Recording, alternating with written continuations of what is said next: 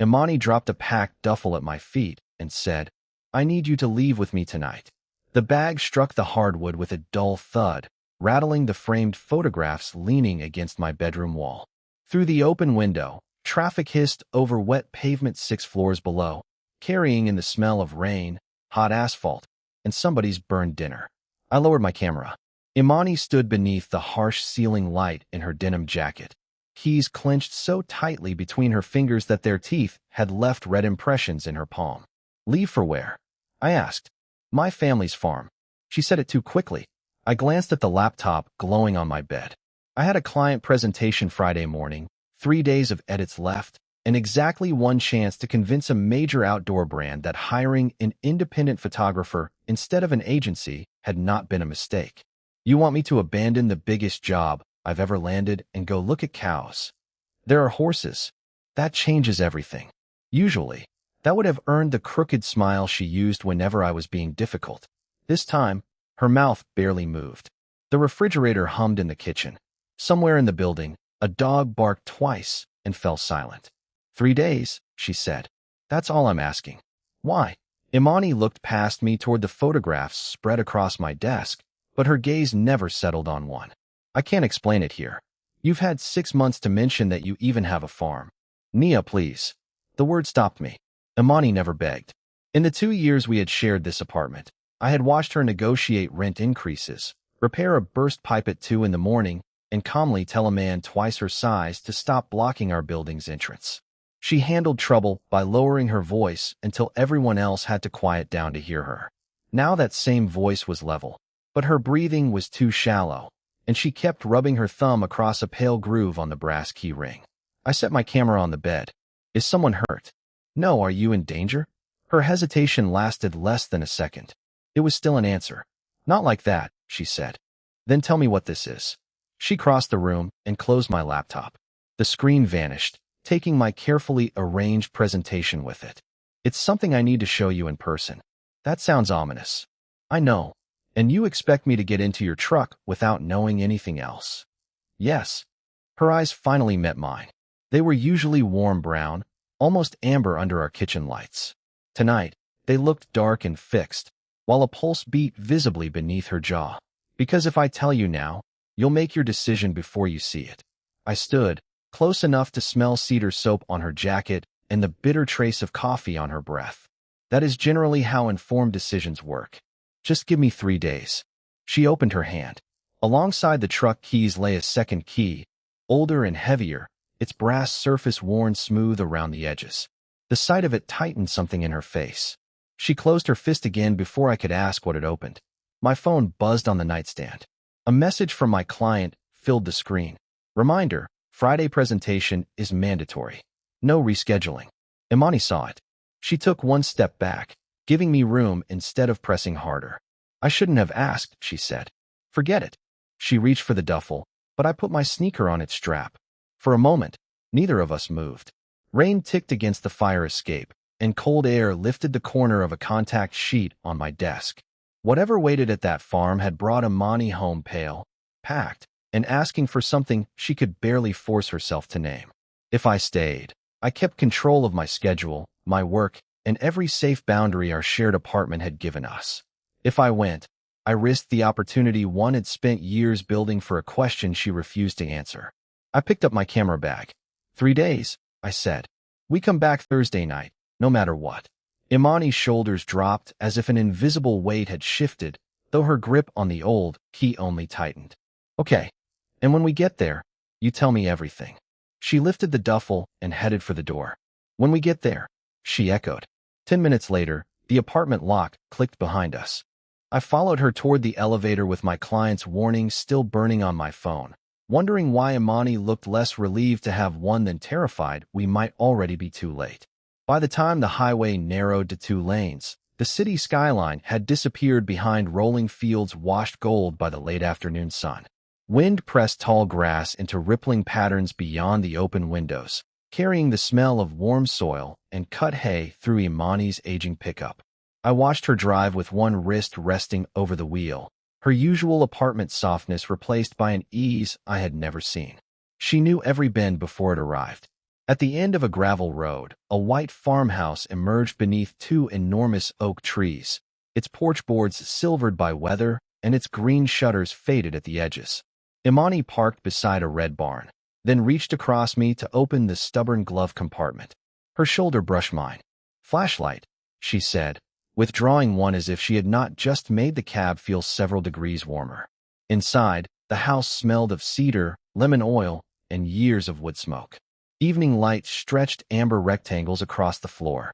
Imani carried my camera case upstairs before I could take it from her, pushed open the guest room door, and stopped. A neatly made queen bed occupied nearly the entire room. A folded quilt rested at its foot. There was no second bed, no couch, and barely enough floor for our bags. "I can sleep downstairs," she said. "On what?" "The porch swing." Thunder rolled somewhere beyond the western hills. I stepped past her and set my duffel beside the dresser. "We've shared 800 square feet for 2 years. I think we can survive a mattress." Her fingers tightened around the brass, key hanging from her hand before she slipped it into her pocket. "Right. Of course." Downstairs, Imani moved through the kitchen without asking where anything belonged. She opened windows, found matches, and lit the old stove while cicadas buzzed beyond the screens. When I reached for a knife, she nudged a cutting board toward me and tied one of the farmhouse aprons around my waist. Her knuckles skimmed my ribs as she secured the strings. "You always chop the peppers," she murmured. "You hate when I make them uneven." The words landed differently here. In the apartment, they would have been evidence of routine. Beneath the copper pans and low yellow light, they sounded like the habits of someone who had already pictured me staying. After dinner, we carried iced tea onto the porch. The boards held the day's warmth beneath my bare feet, and fireflies blinked over the pasture like distant camera flashes. I lifted my camera, but Imani stepped off the porch before I could frame the shot. "Come on." She led me through knee-high grass to a weathered fence overlooking the lower field. When my boot caught in a hidden rut, I grabbed her forearm. Instead of moving away, she covered my hand with hers and guided me onto level ground. "You'll learn where the dips are," she said. "Not you would. You'll." I raised the camera and caught her in profile against the burning horizon. The shutter clicked. She looked back at me, unguarded for half a second, and the person in my viewfinder was not the roommate who labeled leftovers and slept through my midnight editing sessions. This Imani belonged to open sky, wind-blown grass, and the quiet confidence of knowing exactly where she stood. My finger stalled over the shutter. "What?" she asked. "Nothing." I lowered the camera, but neither of us stepped apart. Rain scented the cooling air. From the barn came the soft stamp of a hoof, followed by the rustle of an animal shifting in its stall. Imani glanced toward the sound, then back at me. "Tomorrow morning," she said, taking the camera gently from my hands and hanging its strap safely around my neck. "I'm teaching you to ride." That sounded less like an invitation than a threat. A smile touched her mouth. 6 o'clock. We're jeans." She walked toward the house, leaving me beside the fence with the grass brushing my calves and her warmth still pressed into my palm. At the porch steps, she paused beneath the first drops of rain. "And Nia?" I waited. Her gaze flicked toward the upstairs window, where one bed waited in the dark. "Don't make other sleeping arrangements." Then she opened the screen door and went inside before I could ask what, exactly, had changed between us. Rainwater still clung to the pasture at 6, turning every blade of grass silver beneath the pale morning sun. The barn smelled of damp hay, worn leather, and the dark earth cooling under my boots. I found Imani tightening the saddle on a chestnut mare, her sleeves rolled to her elbows and the old brass key resting against her shirt. "You're late," she said. I checked my phone. By 40 seconds, the horse noticed. The mare exhaled a warm cloud against my shoulder as I approached. Imani placed the reins in my hand, then showed me how to set my left boot in the stirrup. When I tried to mount, the wet sole slipped. I caught the saddle horn, but Imani caught my waist. Her grip steadied me before embarrassment could send me back to the ground. "Again," she murmured. "And this time, trust me." I pushed upward, swung into the saddle, and looked down at her. "I trust you. That's why I'm here." The teasing vanished from her face. For one suspended second, only rainwater ticking from the barn roof disturbed the silence. Then she mounted a black gelding and led us toward the pasture. Mist drifted above the fence posts. and the leather saddle creaked beneath me with every careful step. Imani rode close enough to correct my hands, first from beside me, then by reaching across when the mare turned toward the orchard. "Loosen your grip," she said. "You can't control everything by holding tighter." Is that advice for riding? For now. We followed a muddy trail to the crest of a low hill. The farmhouse stood below us, its windows catching the new light. Beyond it, the field stretched toward a red barn darkened by rain. I lifted my camera and took one photograph before Imani could arrange her expression. The shutter clicked. "You keep doing that," she said, "catching you when you forget to hide, making this place look like something worth keeping." A gust moved over the hill, cool against my damp collar. My mare shifted sideways, and instead of waiting for instructions, I pressed my knees in and guided her back toward Imani. Surprise softened Imani's mouth. "Good," she said. "You did that yourself." "I'm learning." I dismounted carefully, but the mud gave beneath my boot. This time I recovered without her help. Imani climbed down and stepped close to brush a streak of dirt from my cheek with her thumb. I could have moved away. Instead, I caught her wrist and held it there. The horses cropped wet grass behind us. Somewhere near the orchard, a mourning dove called into the brightening air. "You don't get to tell me not to make other sleeping arrangements," I said quietly. "Then act like touching me means nothing." Her pulse beat against my fingers. "It doesn't mean nothing." "Then stop deciding what I can handle." I released her wrist, but she closed the distance I had left between us. Her hand settled at the back of my neck, warm and unsteady, and she kissed me. There was no accident in it, no friendly ambiguity to retreat behind. Rain cooled my lips. Her breath carried the sharp sweetness of coffee. I gripped the front of her jacket and kissed her back until she abruptly pulled away. Imani took 2 steps through the wet grass, pressing both hands over her face before turning toward me again. "I shouldn't have done that before telling you." "Telling me what?" The brass key flashed as she wrapped her fingers around it. "This trip isn't a vacation, Nia." Her voice came rougher now, stripped of the calm she had worn since leaving the city. "I asked you here because something is happening to this farm, and because what I planned involves you." "What did you plan?" Imani looked past me toward the rain-darkened barn, then back into my eyes. "Something I should have asked whether you wanted before I ever begged you to come." A sheet of white paper snapped against the farmhouse window, caught between the damp glass and the morning wind. Through it, black letters showed in reverse beneath a corporate logo. "Notice of intent to purchase." Imani saw me reading and led me inside without reaching for my hand. The kitchen smelled of cold coffee and wet denim, and a ceiling fan clicked above a scarred oak table covered with contracts, tax statements, and maps marked in yellow. "My family accepted an offer from Briar Development," she said. "They want the fields, the house, all of it." I moved closer. The purchase agreement lay open beside a glossy rendering of identical vacation cottages where the south pasture should have been. "Accepted or signed?" "Accepted in principle. The final signature is due Sunday at 6. Outside, a tractor coughed to life, then fell silent. Imani pulled out a chair but remained standing, her rain-darkened jacket dripping onto the floorboards. She showed me 3 years of farm accounts, each page carrying more red ink than the last. Feed prices had risen. 2 harvests had failed. Repairs had consumed the emergency fund. Her relatives had stopped believing the land could support itself. Then why wait until Sunday? I asked.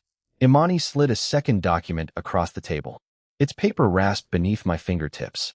A clause gave her one final opportunity to block the sale if she could present evidence that the farm had a viable source of income. Not hope, not projections. Actual customers, bookings, or purchase commitments large enough to prove the property could survive another year. "You have 4 days," I said. 3.5. "And if you fail?" Her thumb rubbed the edge of the brass key until the skin around her nail turned pale. "The farmhouse goes first. The fields transfer 30 days later." I tapped the photograph clipped to the account ledger. A younger Imani stood beside a woman with the same steady eyes, both of them laughing under the barn's faded red roof. The image had been bleached blue by sunlight and worn soft at the corners. "Your mother?" I asked. Imani nodded. Wind pushed against the walls, carrying the earthy smell of soaked hay through a loose window frame. "She left me her share," she said. "Not enough to overrule everyone else, but enough to delay the sale under that clause." She taught me every fence line and every stubborn inch of this place. It's the only thing of hers I can still walk through. The kiss in the pasture had changed the distance between us. This changed the ground beneath it. I had thought Imani's fear belonged to whatever she had planned for me. Now I saw the larger shape of it.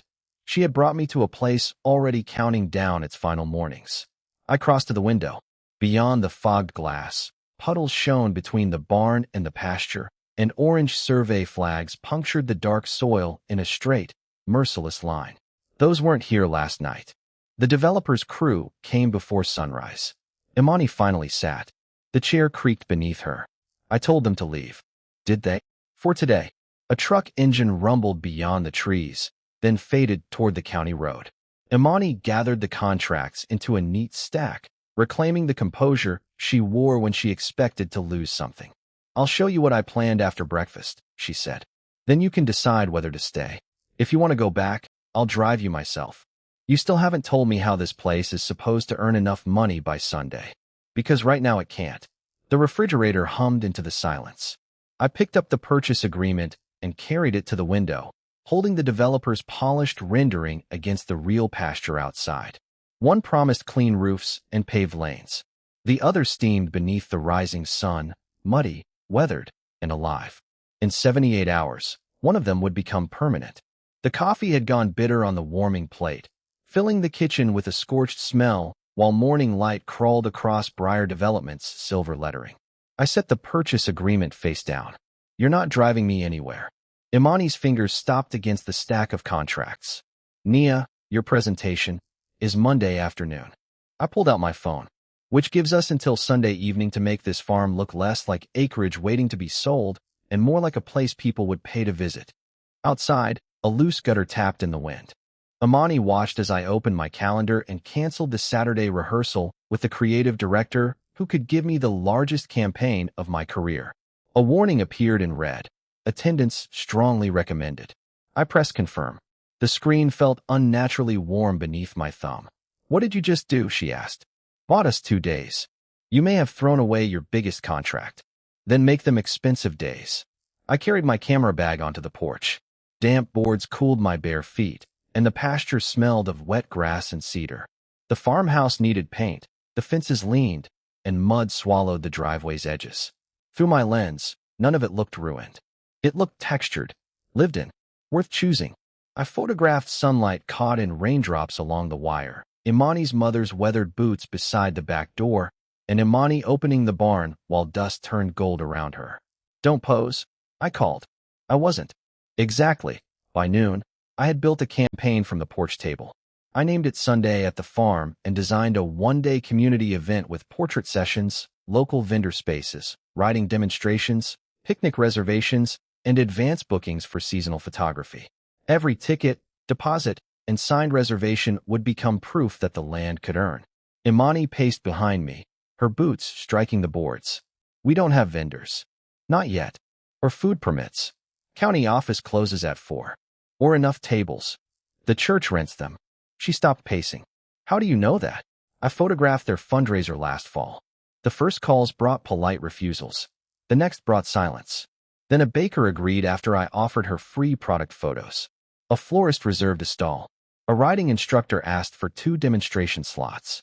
Each confirmation chimed from my phone, small and bright against the cicadas humming in the heat.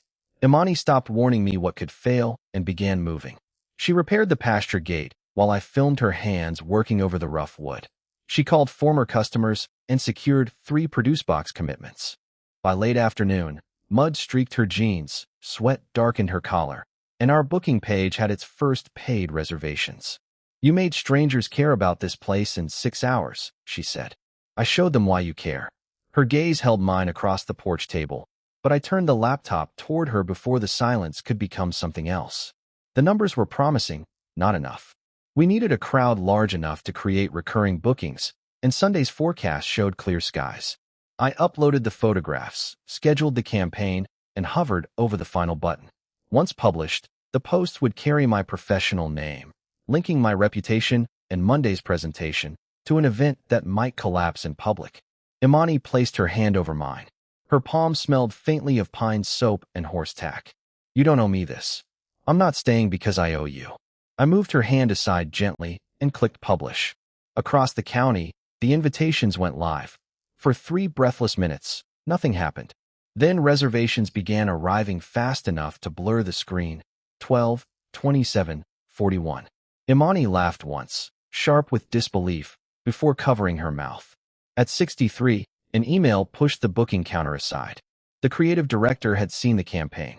Monday's presentation would proceed only if I delivered the complete portfolio by Sunday at noon, the exact hour our gates were scheduled to open. I turned the screen toward Imani. Beyond her shoulder, the barn door stood open beneath a copper sunset, waiting to be transformed. "We have customers," she whispered. "Now we find out whether I can save your farm without losing my career." By midnight, rain tapped softly against the farmhouse windows, and the printer's rollers whispered through another stack of reservation sheets. I had spent 6 hours dividing my attention between vendor confirmations and the unfinished portfolio glowing on my laptop. When the ink cartridge ran dry, I crossed the cold hallway toward the mudroom cabinet, following Imani's earlier instructions to look behind the old seed catalogs. A cardboard tube rolled against my wrist. Blueprints slid across the worn pine floor, their corners curling beneath the yellow ceiling light. The title block read, "Greenhouse and Creative Studio Conversion." My name appeared beneath Imani's in clean black type. I crouched and opened the shallow drawer the tube had concealed. 2 brass keys lay on a folded legal document. One was the old key Imani had held after kissing me in the pasture. The second was newly cut, its teeth bright and sharp. Beneath them, a preliminary co-ownership agreement named Nia as a joint holder of the eastern acreage, greenhouse, and renovated barn. My signature line waited at the bottom. Blank. The back door groaned open, bringing in wet earth, cool air, and the metallic clink of tools. Imani stepped inside with mud on her boots and a wrench in one hand. She stopped when she saw the papers spread around me. "Tell me I'm reading this wrong." My voice sounded flat beneath the rain. Imani set down the wrench carefully. "You weren't supposed to find those tonight. That isn't an answer. The documents aren't final." She moved closer, but I rose and held the agreement between us. "You begged me to come here without telling me the farm was about to be sold. You let me risk my career. And all this time, you had paperwork prepared to put my name on your land. I never planned to file anything without your consent. Then why does it exist?" The refrigerator hummed behind her. Water slipped from her jacket and darkened the floorboards one drop at a time. Imani's gaze fell to the second key. "Because I wanted to show you something when it was ready. A future you designed before asking whether I wanted one. A possibility," she said. "Not a trap." I pushed the blueprints toward her. "You chose the property. You chose the building. You chose where my work would go. You even chose which key I'd carry." I was going to explain. "After I helped make the farm profitable?" Her mouth opened, then closed. That silence landed harder than an argument. I walked upstairs and pulled my camera cases from beneath the bed. Zippers rasped through the quiet room while I packed lenses, batteries, and the hard drive containing both my portfolio and every image made for Sunday's campaign. Imani remained in the doorway, her shoulders nearly filling the frame, but she did not block me. "If you leave with those files, the portrait exhibit disappears," she said. "I know. The vendors agreed because your work gave them something real to promote." "I know. Nia, please." For the first time since we arrived, Imani did not reach for me. Her hands stayed open at her sides. "Give me 10 minutes." I lifted my suitcase from the bed. 3 days ago, you asked me to trust you without the truth. Tonight, I'm asking you to live with what that cost. Gravel snapped beneath my tires as I drove away. In the rearview mirror, Imani stood beneath the porch light, growing smaller between the dark fields. My phone began vibrating before I reached the county road. A vendor canceled, then another. The reservation count dropped as refund requests replaced confirmations. At the gas station 12 miles away, I opened my laptop beneath the harsh fluorescent lights and uploaded my portfolio before the noon deadline could take that choice from me too. When the progress bar reached 98%, I found an envelope wedged inside my camera bag. My name was written across it in handwriting I had seen beneath the framed photograph on the kitchen table. The paper smelled faintly of cedar and old dust. On the back, in Imani's mother's ink, were 6 words: "For Nia, when Imani loses courage." The portfolio bar turned green while the gas station refrigerator rattled behind me, pushing out air that smelled of burnt coffee and floor cleaner. Outside, moths battered themselves against the white canopy lights, and my car sat beneath them with dust streaking its doors. I broke the cedar-scented seal. The paper inside was thick and rough beneath my thumb. "Dear Nia," the letter began. "If you are reading this, my daughter has shown you what she built before she found the courage to tell you why." My hand stopped. Across the parking lot, an 18-wheeler groaned onto the highway, its red taillights dissolving into the dark. Imani's mother wrote that the preliminary co-ownership papers had been her idea, drafted before her death as a legal path. Not a promise, not a claim, and never an obligation. The land beside Imani's name was meant to remain unassigned unless I chose it freely. "A deed can offer someone a place," she had written. "It cannot make that place their home." I read the sentence twice, hearing only the buzz of fluorescent tubes and the brittle crackle of paper between my fingers. Then the letter turned to the barn. The warped building I had photographed at sunset, with its patched roof and paint peeled silver by years of weather, had not been another desperate piece of the farm campaign. Imani had spent her savings repairing its foundation, replacing the electrical wiring, and sealing the north wall against winter rain. The greenhouse blueprint belonged to a later dream. Flowers for portrait sessions, produce for the farm, a warm glass room where work could continue when the fields froze. But the renovated barn itself was the surprise she had begged me to come see. Imani's mother described the tall north-facing windows, the movable backdrop wall, the darkroom plumbing, and the storage cabinets measured to fit the cases stacked beside my bed in our city apartment. Even the second brass key had a purpose. One opened the studio, the other opened the farmhouse. Neither had ever been intended to lock me into anything. A small photograph slid from the fold and landed beside my laptop. I picked it up by the edges. Imani stood inside the unfinished barn in paint-splattered overalls, sawdust clinging to her hair. Behind her, afternoon light poured through a new window onto a clean plank floor. She was holding a cardboard sign in both hands. "If she wants it, this can be hers." On the back, in Imani's handwriting, she had added one line. "Or it can be nothing. I just need her to know she has somewhere to create." The letter continued. During her mother's final months, Imani had spoken about me while repairing fences, washing dishes, and sitting through the long, quiet hours beside a hospital bed. She had spoken about how I chased morning light across rooftops, how I forgot meals while editing, how I kept my packed camera bag beside the apartment door as if permanence were something that happened to other people. "She is not trying to purchase your future," her mother wrote. "She is spending what she has to make room for your choice." The refrigerator compressor clicked off. In the sudden hush, my phone vibrated against the counter. The event page showed another cancellation, then a message from the bakery withdrawing its booth because the promotional portraits were gone. I looked at the uploaded portfolio on my screen, safe now in the hands of my creative director. My career deadline had been met. Imani's was still moving towards Sunday at 6 without me. I folded the letter along its softened creases, slid the photograph into my jacket pocket, and closed the laptop. The keys felt cold and heavy when I placed them in my palm. One represented a door I had never asked her to build. The other represented the courage she had failed to find before showing it to me. Neither required me to forgive the secrecy. Neither permitted me to pretend the choice had been taken away. Dawn had begun thinning the eastern sky to a pale blue line when I stepped outside. Damp asphalt cooled the air, carrying the distant smell of cut hay from beyond the highway. I stood beside my car and called Imani. The connection rang until her voicemail answered. I watched the empty road point back toward the dark fields and tightened my fingers around both brass keys. "Don't sign anything," I said after the tone. "Open the barn at noon. I need to see what you were brave enough to build, and whether I'm brave enough to choose it." Gravel snapped beneath my tires as the farm rose beyond the windshield, washed in hard Sunday sunlight. Warm wind pushed through the open windows carrying cut grass, damp timber, and the sweet smoke of Imani's barbecue pit. By 11:40, vendor tents stood scattered across the pasture, but too many tables remained empty. Imani was crossing the yard with a toolbox when I parked beside the barn. She stopped so abruptly that a wrench slipped from her hand and struck the ground with a metallic crack. "You came back," I said to open the barn.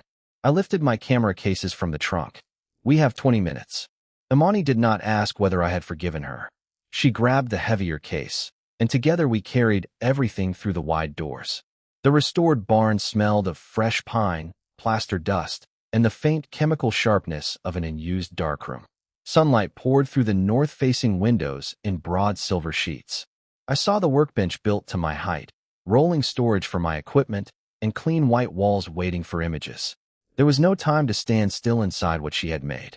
I connected my printer while Imani strung wire between the beams. Photographs slid out in warm, glossy sheets. Her hands repairing fences, horses running through rain, families gathering produce, sunlight turning the fields copper. We clipped every image into place until the barn became a record of something worth preserving. At noon, Imani pushed open both doors. Only a few dozen visitors waited outside. Then I posted one photograph to every channel I had built my career on. Imani standing alone in the unfinished studio, sawdust on her jeans, beneath the handwritten sign promising that the choice would always be mine. I added the farm's reservation link and 3 words. Come see why. Car doors began slamming beyond the pasture within 15 minutes. Gravel churned under pickup trucks and sedans. Children crowded around the riding demonstration. Couples booked portrait sessions beneath the oak trees. Restaurant owners sampled produce and signed purchase commitments at folding tables. The barn filled with voices, shutter clicks, warm bodies, and the paper and ink scent of freshly printed photographs. When my creative director called at 12:17, I watched the screen pulse in my hand before silencing it and placing the phone face down. Imani noticed. Nia, your presentation was supposed to prove what I can build with pictures. I turned toward the line reaching through her studio doors. This is my presentation. At 2:06, the farm's accountant raised the booking ledger over her head. Paid reservations and produced commitments had crossed the viability threshold. A cheer rolled from the barn to the pasture, startling birds from the roof. Imani's shoulders lowered, but a black SUV was already moving up the drive. The corporate buyer stepped out carrying the sale contract and a cashier's check large enough to erase every debt and leave Imani with more money than the farm might earn in years. Our offer expires today, he said, laying both on the workbench. The paper rasped beneath his hand. Sign now, and certainty is yours. Dust floated through the white sunlight. Imani looked at the check, then at the photographs covering the walls. Her gaze found me, but I kept my hands at my sides. This choice could not belong to me. She uncapped his pen herself. For one sharp second, the barn went silent except for the fan turning overhead. Then she drew a line across the signature block, tore the contract in half, and placed the untouched check on top. My mother left me land, she said. I'm done treating it like something I'm waiting to lose. The buyer gathered the torn pages and walked out. His SUV disappeared in a cloud of pale dust while paid bookings continued chiming from the tablet. By sunset, the farm was no longer awaiting rescue. It had customers, contracts, and a future Imani had chosen at a price no one could refund. Beneath the amber barn lights, she came to me with the 2 brass keys resting on her open palm. The farm is staying, she said. But before you decide whether you are, there's something I need to tell you inside that studio. Warm amber light spilled across the studio floor as Imani turned 1 brass key in the lock. The new door opened without a creak, releasing the clean scents of pine, fresh paint, and the faint chemical sharpness of an unused darkroom. I followed her inside while music from the fading festival drifted through the north-facing windows, softened by crickets and the evening wind moving through the fields. The space no longer resembled the unfinished room in the photograph. White walls waited beneath adjustable gallery lights. Flat files stood beside a broad editing desk, and padded shelves had been built to fit my camera cases. Even the electrical outlets were positioned at working height. Nothing about it was decorative. Someone had paid attention to how I lived when I was creating. Imani stopped near the center of the polished concrete floor. The keys trembled against her palm, making a small metallic sound in the quiet. I started planning this before my mother died, she said. Not the paperwork. This room. I ran my fingertips along the work table. The wood was smooth except for one shallow notch left deliberately near the edge. You remembered I hate perfect furniture. You said perfect things make you afraid to use them. Her mouth curved for a second, then tightened again. Outside, a truck door slammed and laughter floated toward the parking field, But Imani kept her eyes on me. I fell in love with you during our first month in the apartment, she said. You were editing photographs at 2 in the morning, wearing my sweatshirt, and you complained that the radiator sounded like a dying accordion. A breath escaped me that was almost a laugh. That was your romantic revelation? No, it was when you put headphones on the radiator so it wouldn't keep me awake. The humor left her voice. I kept waiting for the right way to tell you. Then Mom got sick, the farm started failing, and every future I imagined began disappearing. I tried to build one before I had the courage to ask whether you wanted it. She placed one brass key on the table instead of pressing it into my hand. The studio is yours to use if you want it. The agreement can stay unsigned forever. You can go back to the city tonight, and none of this becomes a debt. Her restraint demanded more courage from me than any plea could have. I opened my camera bag, reached beneath the spare batteries, and removed the silver key to our city apartment. Its blue plastic tag was scratched from years of writing beside hers in the ceramic bowl near the door. I set it next to the brass key. Imani stared at the pair. What does that mean? It means I'm not accepting a finished life you designed for me. I slid both keys toward the space between us. I'm offering you the apartment key back because I don't want us to keep calling that place home. The evening breeze lifted the corner of a photograph on the display wall. Imani's fingers curled against the table, but she waited. This choice would be mine in every visible way. I picked up the brass key myself, then placed it in her hand and closed my fingers around hers. Ask me properly. Her breath caught. Nia, will you build a life here with me? Not because the farm needs you. Not because I made room for you. Because I love you, and I want every decision after this one to be ours. I kissed her before the last word had fully faded. Her palm warmed against my cheek, and the keys pressed between our joined hands. No longer an inheritance, a contract, or an obligation. Beyond the windows, the restored fields glowed copper beneath the sinking sun. Weeks later, my photographs filled the studio walls while weekend clients crossed the barnyard. Produce orders left in refrigerated trucks, and Imani came in each morning carrying coffee for 2. We kept the city apartment until the lease ended, but neither of us slept there again. The farm had survived because we chose it separately. It became our home because, at last, we chose each other together.